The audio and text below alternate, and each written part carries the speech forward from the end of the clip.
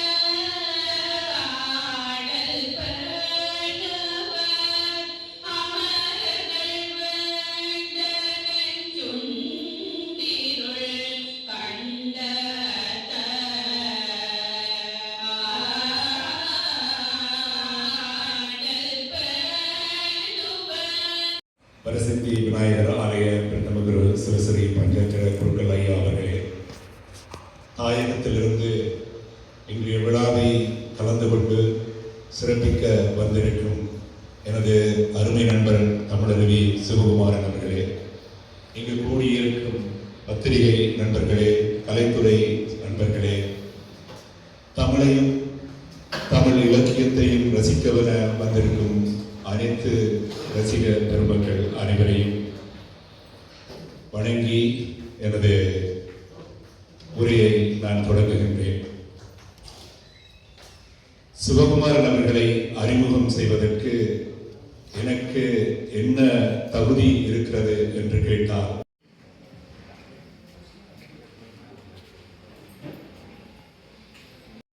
Canada Kandaswamy கோவில் மண்டபத்தில் October மாதம் 4ஆம் தேதி அன்று நடைபெற்ற பட்டிமண்டபத்தை தலைமையேற்று நடத்திய சிறந்த தமிழ் இலக்கிய ஆளுமை தமிழருவி தானா சிவகுமாரன் அவர்களை கௌரவித்து வழங்கப்பட்ட பாராட்டு பாமாலை. தரணியில் தமிழாய் வாழ்க, தமிழ்ச்சுவை குன்றாவண்ணம், தமிழொரு சைவம் சேர, தமிழ் தினம் இனிய எங்கள் அழகிய மொழியில் நீங்கள், தவழ்கின்ற குழந்தை போலும் தைரிய இளைஞன் போலும், கமழ்ந்திடும் மலரை போலும் கழிதரும் கலியை போலும், தமக்கென உரியவாறு தமிழினை தரமாய் ஆண்டு பாரத விருது வென்றீர், பாரதில் தமிழாய் வாழ்க. காரையில் கம்பன் பேரில் கழகத்தை ஆண்டியர் பின்னர் வீரன எழுந்து நின்று வவுனியா நகரம் கொண்டு தேரலாய் தமிழும் வாழ தமிழ் சங்கம் ஆக்கி மேலும் ஊரதன் பேர் விளங்க உலகினை பேச்சால் ஆள வேர்களின் நினைப்பு ஓங்கும் நாட்டு நகரம் தன்னை ஆழ்ந்திடும் தமிழால் ஆண்ட அற்புத நினைவுக்காக ஊரவர் பலரும் சேர்ந்து உவந்திதை தந்தோம் வாழி. கனடா வாழ் காரை நகர் மக்கள், டொரண்டோ, கனடா.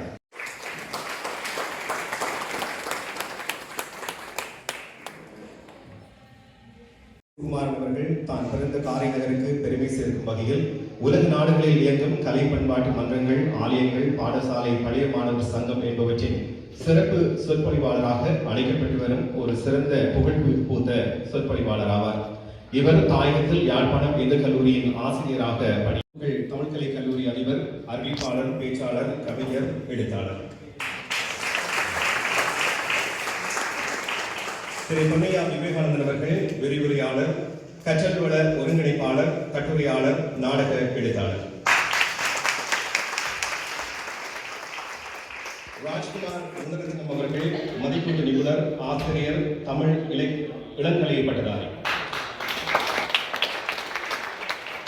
நிறைவாக திரு கஜரூபன் முகதாசன் அவர்கள் இளங்கலை முதுகலை பட்டதாரி, எக்ஸ்பர்ட்ஸ் எஜுகேஷனல் சென்டர் அதிபர்.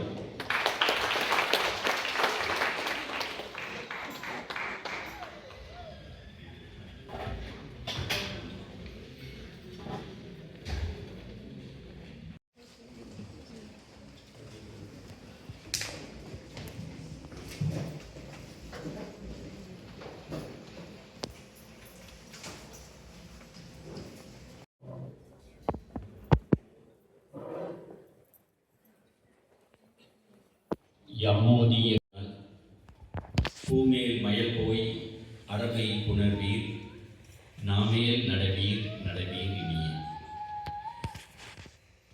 தென்றுமுள்ள தென்தமிழ் இயம்பி இசை கொள்வோம். அருமையான ஒரு தலைப்பிலே அமைய இருக்கின்ற இந்த பட்டிமண்டப நிகழ்ச்சியை ஒழுங்கமைப்பு செய்வதற்கு உதவி செய்த பெரியோர்களுக்கு என்னுடைய வணக்கத்தை முதலில் நான் தெரிவிக்கிறேன். இந்த சபையிலே வீட்டிருக்கின்ற என் மதிப்புக்கும் பெருவணக்கத்துக்கும் உரிய குருக்களை அவர்களுக்கும், கனடா கந்தசாமி கோவில் ஆலயத்தினுடைய நிர்வாக சபையின் பேரன்பர்களுக்கும், குறிப்பாக அன்புக்குரிய தம்பி தலைவர் முத்து அவர்களுக்கும், இந்த பட்டிமண்டபத்தை இவ்வளவு சிறப்பாக இவ்வளவு பேரை அன்போடு தன்னுடைய பண்பால் அணைத்து அரவணைத்து இங்கே அழைத்து இந்த பட்டிமண்டபத்தை சிறப்பாக ஒழுங்கமைப்பு செய்திருக்கின்ற என் அன்புக்கும் பெருமதிப்புக்கும் உரியவரும், இந்நிகழ்வினுடைய முதுகாகவும் முழுவதுமாக இருக்கின்ற அன்புக்குரிய அண்ணன் கனக சிவகுமாரன் அவர்களுக்கும்,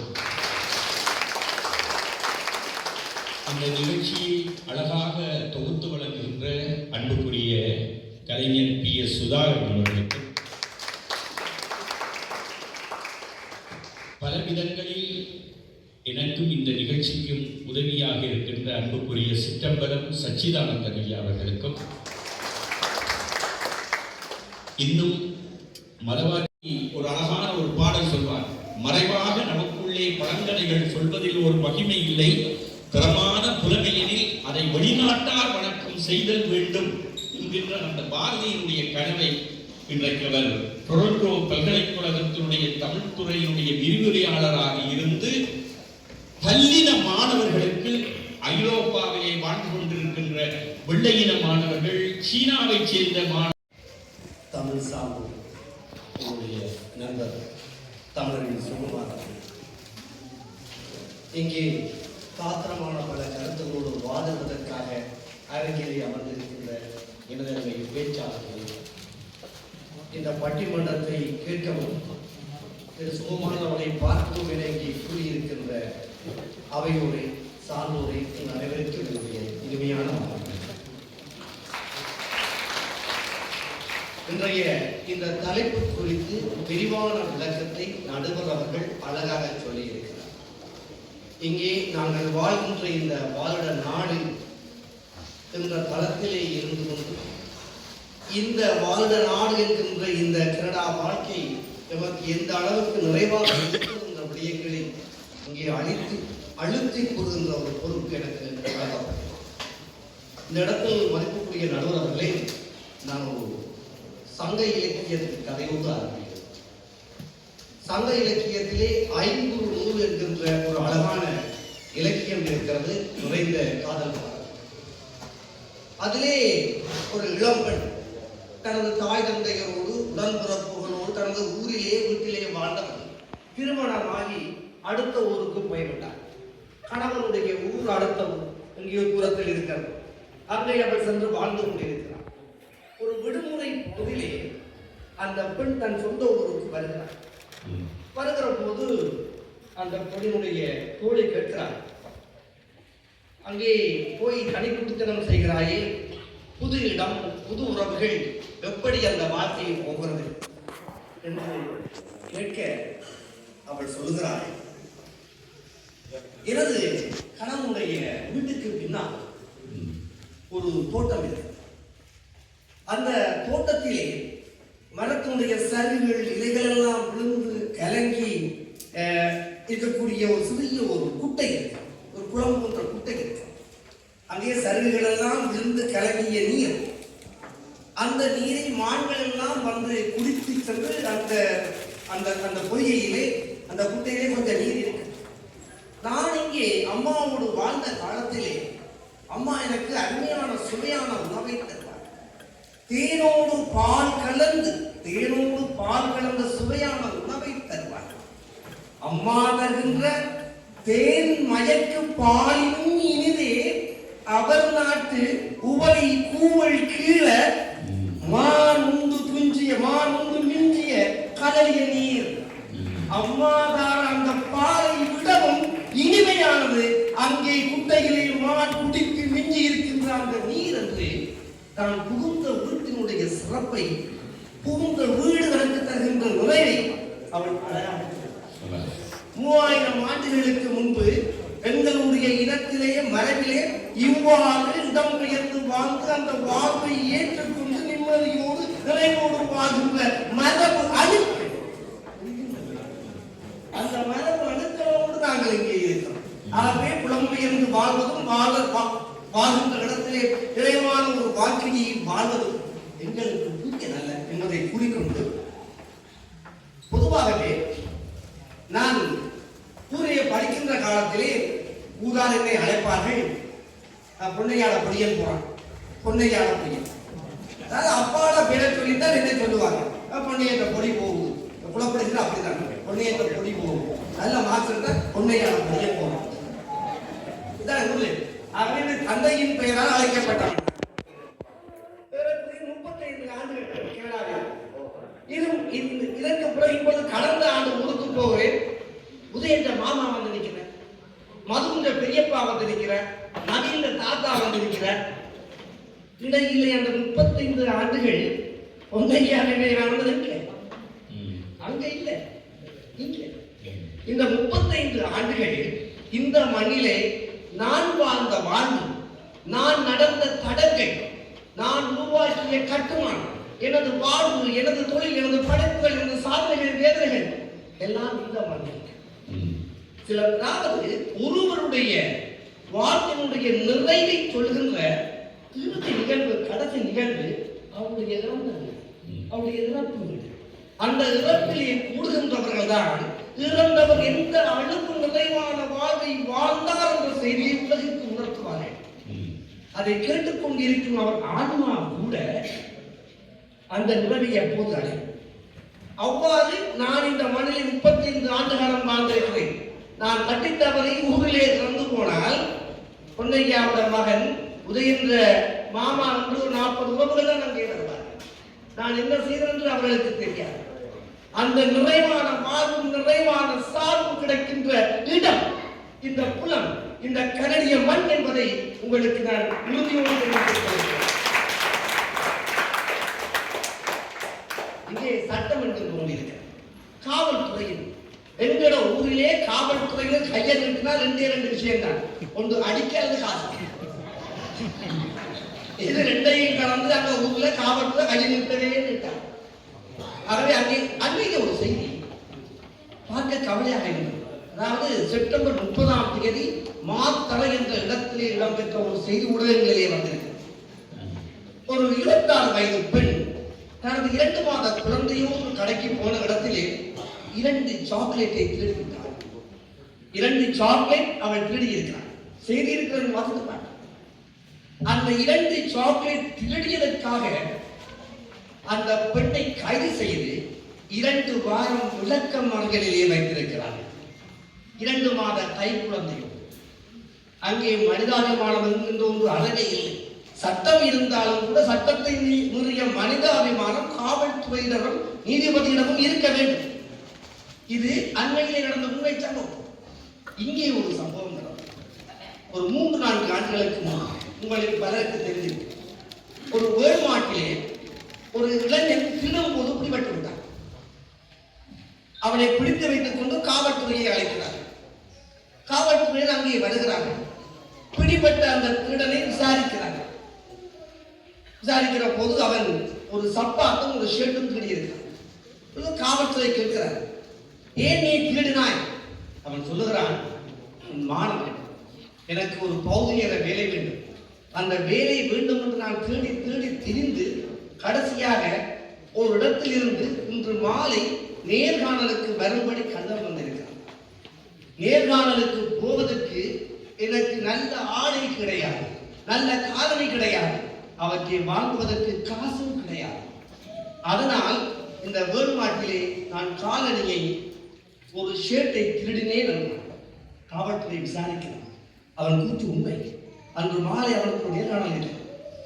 அந்த காவல்துறை அதிகாரி தன்னுடைய சொந்த பணத்திலே அவளுக்கு காலனியும் ஷெட்டையும் வாங்கி கொடுத்து நேர்காணலுக்கு அனுப்பி வைக்கிறார். இது கனடாவுக்கு மரியாதை. மிக அருமையாக குலத்தை பற்றி இவ்வளவு சிலாகித்து பேசுகிறீர்கள். இன்னொரு பிரபலமான பாட்டு இருக்கிறது. சொர்க்கமே என்றாலும் நம் நாடு போல வருமா, தாய்நாட்டை போல வருமா என்று ஒரு பிரபலமான பாடு. அது அவ்வளவு புகழ்பெற்றது அந்த கருத்துக்காக. அப்ப தாய்நாடு சொர்க்கம் இல்லை என்றீங்களா? இது என்ன மடக்கிறது? என்ன இது என்ன மடக்கிறது? ஓ, என்னடா தாய்நாடு சொர்க்கம் இல்லை என்று என்ற வாயால சொல்றதுக்கு இவர் பார்க்க சொல்றேன் கேளுங்க. ஒரு உண்மை சம்பவம் எனக்கு தெரிந்தவர் இங்கே இருக்கிறார். அவர் ஒரு 50 ஆண்டுகள் 40 ஆண்டுகளுக்கு முன்பு ஊரிலே, எங்கள் ஊர், அதாவது வடமாநிலத்திலே ஒரு ஊரிலே கிராமத்திலே வாழ்ந்தவர். மிக மிக தாழ்த்தப்பட்ட சமூகத்தை சேர்ந்தவர். அங்கே அவர் வாழ்ந்த அந்த ஊரிலே அவர் முற்றும் முழுதாக ஒதுக்கி வைக்கப்பட்ட குடும்பங்கள், அதாவது தாழ்த்தப்பட்டவர்களுக்கு சொல்ல வேண்டியதில்லை. அவர்களுக்கு கடைக்கு பொருள் வாங்க சென்றாலே களிமண் தான் கேட்டு வாங்க வேண்டும். பள்ளிகளுக்கு படிக்க போனாலே பக்கத்திலே இருக்க மாட்டார். அந்த அளவுக்கு ஒடுக்குமுறைகள் நடந்தது. அந்த இளைஞன் இளைஞனாக இருந்த காலத்தில் இயக்கத்திற்கு சென்று சேர்ந்து இயக்கத்திலேயும் சிக்கல்களை யாரோ உதவியோடு கனடா வந்துட்டார். கனடா வந்து திருமணமாகி குழந்தைகள் விட்டு வாழ்ந்தார். மிக தாழ்த்தப்பட்ட சந்திக்கிற போது சொன்னார், அண்ணா, நான் எனது ஊரில் எங்களுக்கு எந்த அங்கீகாரம் இல்லை. சாதாரண மனிதனுக்கு கிடைக்கின்ற அந்த அங்கீகாரம் உரிமைகளோடு எங்களுக்கு கிடையாது.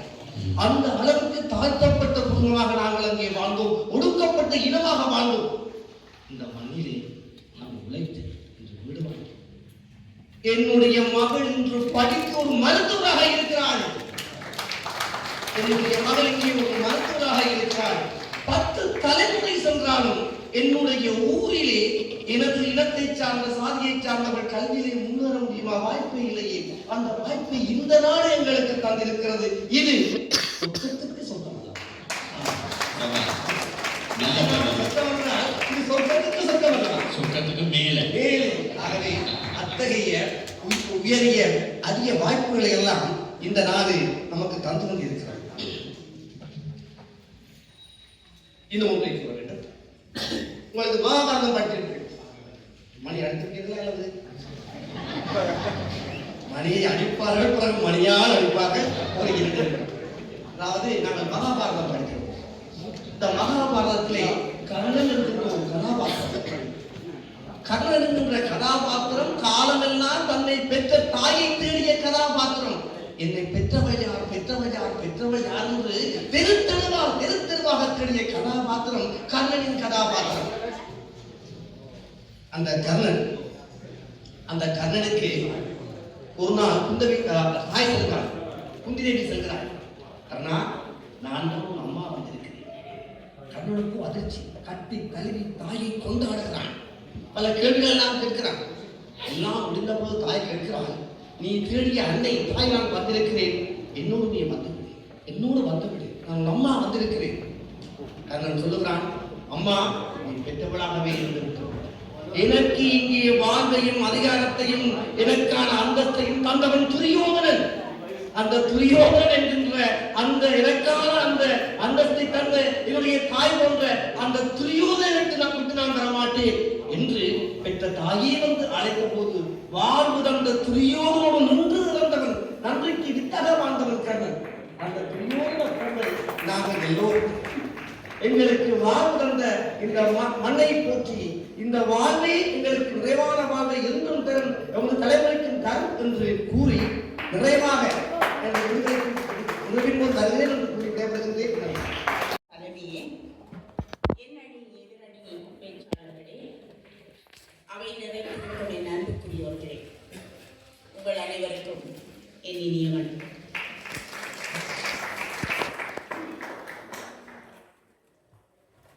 நாங்கள் தமிழ் மக்கள். எங்களுக்கு நிறைவான வாழ்க்கை என் தாயகத்தில் என்று அடித்து பேச வந்திருக்கிறேன். முதலில் பேசிய எதிரணி தலைவருடைய பேச்சை வெட்டி பேச நிறைய ஆசை. ஆனால் கொஞ்சம் மொட்டி பேசிவிட்டு பிறகு வெட்டி பேசலாம். ஆனால் ஒன்றே ஒன்று எனக்கு உறுத்துகிறது நடுவர் அவர்களே.